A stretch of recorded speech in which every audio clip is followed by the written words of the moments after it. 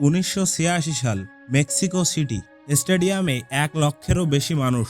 কিন্তু এটা শুধু একটা ফুটবল ম্যাচ ছিল না, এটা ছিল একটা যুদ্ধের প্রতিশোধ, একটা জাতির অপমানের জবাব, আর একজন মানুষের ভেতরে লুকিয়ে থাকা দুটো সত্তার মুখোমুখি হওয়ার দিন। সেদিন দিয়েগো আর্মান্দো মারাদোনা মাত্র 4 মিনিটের ব্যবধানে দুটো গোল করেছিলেন। একটা গোলে তিনি ছিলেন খলনায়ক, আরেকটা গোলে তিনি ছিলেন নায়ক। আর এই দুটো গোল মিলিয়েই তৈরি হয়েছিল ফুটবলের সবচেয়ে বিতর্কিত, সবচেয়ে রোমাঞ্চকর, সবচেয়ে বড় রাজনৈতিক একটা অধ্যায়। আজকে সেই গল্পটাই বলবো। গল্পটা শুরু করতে হবে ফুটবল মাঠ থেকে নয়, শুরু করতে হবে সমুদ্রের মাঝখান থেকে। 1982 সাল, আর্জেন্টিনা আর ব্রিটেনের মধ্যে শুরু হয় ফকল্যান্ড যুদ্ধ। ফকল্যান্ড দক্ষিণ আটলান্টিকের একটা ছোট্ট দ্বীপপুঞ্জ। আর্জেন্টিনা দাবি করত এটা তাদের, ব্রিটেন বলতো এটা তাদের উপনিবেশ। নিজেদের জনপ্রিয়তা ধরে রাখতে এবং দেশের মানুষের দৃষ্টি অন্যদিকে ঘোরাতে আর্জেন্টিনার সামরিক সরকার সেই দ্বীপ দখলের সিদ্ধান্ত নেয়। ব্রিটেন পাল্টা আক্রমণ করল। মাত্র 74 দিনের যুদ্ধে আর্জেন্টিনা হেরে গেল। 649 জন আর্জেন্টাইন সৈনিক মারা গেল, যাদের অনেকেরই বয়স ছিল মাত্র 18 থেকে 20 বছরের মধ্যে। হাজার হাজার পরিবার ভেঙে পড়ল, পুরো একটা জাতি অপমানে মাথা নামালো। মারাদোনা তখন 22 বছরের তরুণ, তিনিও সেই অপমান অনুভব করেছিলেন। 4 বছর পরে 1986 বিশ্বকাপে আর্জেন্টিনার সামনে এলো ইংল্যান্ড কোয়ার্টার ফাইনালে। আর্জেন্টিনার মানুষের কাছে এটা শুধু ফুটবল ম্যাচ ছিল না, এটা ছিল ফকল্যান্ডের হিসাব মেটানোর সুযোগ।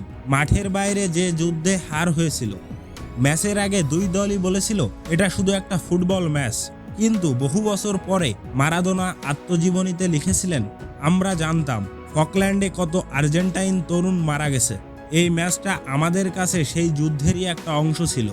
প্রথমার্ধ শেষ হলো, স্কোরলাইন 0-0। দুই দলই সাবধানী, দুই দলই চাপা উত্তেজনায় টান টান। দ্বিতীয়ার্ধ শুরু হতে না হতেই ছবিটা বদলে গেল। ম্যাচের 51তম মিনিট, ইংল্যান্ডের ডিফেন্ডার স্টিভ হজ বল ক্লিয়ার করতে গিয়ে ভুল করে সেটাকে নিজের গোলপোস্টের দিকেই উঁচু করে তুলে দেন। ইংল্যান্ডের গোলকিপার পিটার শিল্টন বল ধরতে এলেন, মারাদোনাও দৌড়ে গেলেন। তারপর একটা লাফ, একটা মুহূর্ত, বলটা জালে। স্টেডিয়াম ফেটে পড়ল। আর্জেন্টিনার সমর্থকরা উন্মাদ হয়ে উঠলেন। কিন্তু ইংল্যান্ডের খেলোয়াড়রা ছুটে গেলেন রেফারির কাছে, বললেন হাতে লেগেছে। তিউনিশিয়ার রেফারি আলী বিন নাসের ঘটনাটা দেখতে পাননি, তিনি গোলের বাঁশি বাজালেন। টেলিভিশনের ক্যামেরা ধরে রেখেছিল সেই মুহূর্ত। রিপ্লেতে স্পষ্ট দেখা গেল বলটা মারাদোনার হাতে লেগেছিল, পরিষ্কার হ্যান্ডবল। ম্যাচ শেষে মারাদোনাকে জিজ্ঞেস করা হলো গোলটা কিভাবে হলো। তিনি যা বললেন তার বাংলা অনুবাদ করলে দাঁড়ায়, একটু মারাদোনার মাথায় আর একটু ঈশ্বরের হাতে। সেই একটা লাইনে জন্ম নিল ফুটবল ইতিহাসের সবচেয়ে বিখ্যাত উক্তি, হ্যান্ড অফ গড। ইংল্যান্ড ক্ষোভে ফুঁসছিল, মারাদোনা হাসছিলেন। সারা দুনিয়া দুই ভাগে ভাগ হয়ে গেল। এক দল বলল প্রতারক, আরেক দল বলল চালাক। এই ঘটনার মাত্র 4 মিনিট পরে সেই একই মারাদোনা, সেই একই মাঠ, মিডফিল্ডে বল পেলেন নিজের অর্ধে। তারপর শুরু হলো যা পরবর্তী প্রজন্মের মানুষ বারবার দেখবে, বারবার অবাক হবে। মারাদোনা দৌড়াতে শুরু করলেন, প্রথম ডিফেন্ডার কাটলেন, দ্বিতীয় ডিফেন্ডার পার হলেন, তৃতীয় ডিফেন্ডার মোড় নিলেন, চতুর্থ ডিফেন্ডার ফাঁকি দিলেন, পঞ্চম ডিফেন্ডার পেছনে ফেললেন। গোলকিপার পিটার শিল্টন এলেন শেষ দেওয়াল হয়ে। মারাদোনা বাম দিকে সরে গেলেন, বল জালে। 60 মিটার দৌড় মাত্র 11 সেকেন্ডে। 5 জন ডিফেন্ডারকে একা কাটানো। স্টেডিয়াম এক মুহূর্তের জন্য স্তব্ধ হয়ে গেল, যেন বিশ্বাস হচ্ছিল না চোখকে। তারপর বিস্ফোরণ। পরের বছর ফিফা এই গোলটাকে ঘোষণা করল শতাব্দীর সেরা গোল। একই মানুষ, একই ম্যাচ, একই অর্ধ। একটা গোলে প্রতারণা, আরেকটা গোলে অলৌকিক দক্ষতা। আসলে কে ছিলেন মারাদোনা সেদিন? এই প্রশ্নটা তখন থেকে আজ পর্যন্ত তর্ক থামাতে পারেনি। ইংল্যান্ডের চোখে মারাদোনা ছিলেন প্রতারক, একজন খলনায়ক যিনি নিয়ম ভেঙে জিতেছেন। কিন্তু আর্জেন্টিনার চোখে সম্পূর্ণ অন্য ছবি। তাদের চোখে মারাদোনা ছিলেন প্রতিশোধের নায়ক। ফকল্যান্ডে ব্রিটেন যা করেছিল, মারাদোনা তার জবাব দিয়েছেন সেই মাঠেই। অনেক বছর পরও মারাদোনা সেই গোলটাকে নিছক ফুটবল মুহূর্ত হিসেবে দেখেননি। মারাদোনা নিজে পরে বলেছিলেন, ওই গোলটা ছিল আমাদের সেই ছেলেগুলোর জন্য যারা ফকল্যান্ডে মারা গিয়েছিল। একটু ভাবুন, একটা হ্যান্ডবল গোল, কারো কাছে চুরি, কারো কাছে ন্যায় বিচার, কারো কাছে কলঙ্ক, কারো কাছে দেশপ্রেম। ফুটবল কখনো শুধু ফুটবল থাকে না। যখন যুদ্ধের ক্ষত শুকায়নি, তখন ফুটবল মাঠও যুদ্ধক্ষেত্র হয়ে যায়।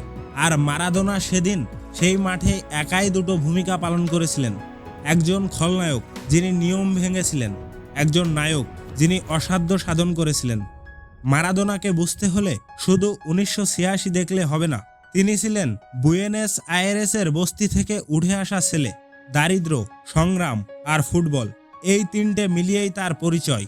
তিনি জানতেন বঞ্চিতের যন্ত্রণা, তিনি জানতেন ক্ষমতাবানের বিরুদ্ধে লড়াইয়ের ক্লান্তি। তার কাছে ইংল্যান্ড ছিল সেই ক্ষমতাবান যারা আর্জেন্টিনার দ্বীপ কেড়ে নিয়েছিল, যারা আর্জেন্টিনার ছেলেদের সমুদ্রে ডুবিয়েছিল। সেদিন হাত দিয়ে গোল করার পর তিনি থামেননি। দৌড়ে গেলেন সতীর্থদের কাছে, যেন বললেন, উদযাপন করো, রেফারি দেখেননি। এটা কি ধূর্ততা? হ্যাঁ, এটা কি মানবিক? সম্ভবত।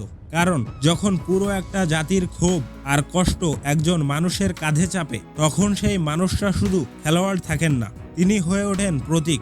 আর প্রতীকের কাছে নিয়মের চেয়ে বড় হয়ে যায় লক্ষ্য। আর্জেন্টিনা সেদিন জিতেছিল 2-1 গোলের ব্যবধানে। পরে সেই বিশ্বকাপও জিতেছিল।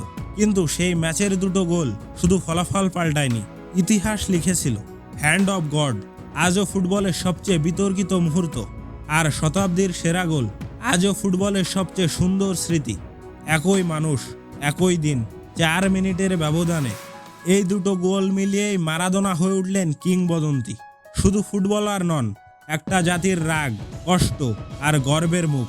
তিনি প্রমাণ করলেন মানুষ একই সাথে ভুল করতে পারে এবং অসাধারণ হতে পারে। মানুষ একই সাথে খলনায়ক হতে পারে এবং নায়ক হতে পারে। কারণ মারাদোনা কোনো রূপকথার চরিত্র ছিলেন না, তিনি ছিলেন সাধারণ মানুষ, আর সেটাই তাকে করেছিল অমর। এই ছিল 1986 সালের সেই ম্যাচের গল্প, যেখানে একটা হাত লিখেছিল বিতর্কের ইতিহাস আর দুটো পা তৈরি করেছিল চিরকালের কিংবদন্তি।